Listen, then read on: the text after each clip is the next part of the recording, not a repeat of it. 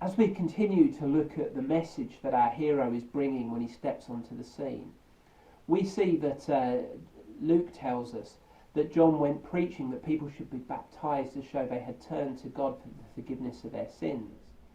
If you like, I heard somebody once describe sin as it's a small three-letter word, but it's the biggest issue because it puts I in the middle. And sin essentially does that. It puts I in the middle. It puts me at the centre of the universe. And actually, it's about pleasing me and not pleasing God. The word sin comes from an archery term where when you shoot an arrow at the target, if you miss the goal, the bullseye, the centre of the target, and the arrow goes out of the centre, then you're said to have sinned because you've missed the target.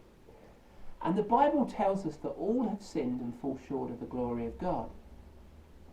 On the Alpha course, there's a tremendous picture, and that picture is, think for a moment about the best person in the world that you could ever think about.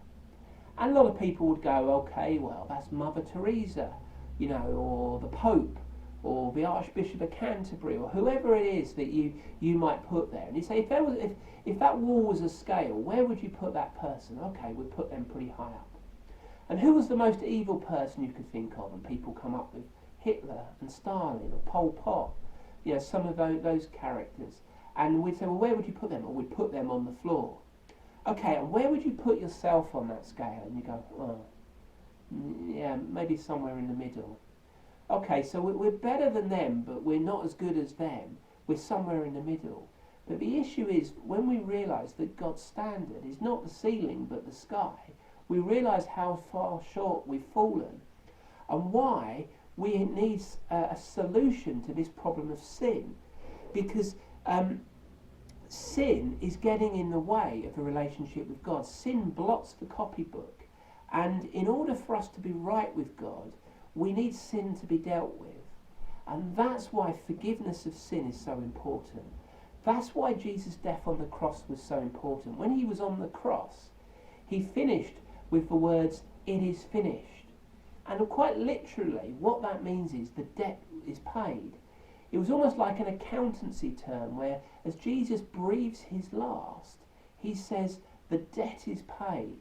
In other words, where sin has created a debt, because it's caused wrong, it's separated us from God, Jesus has paid that debt in order for us to be right with God.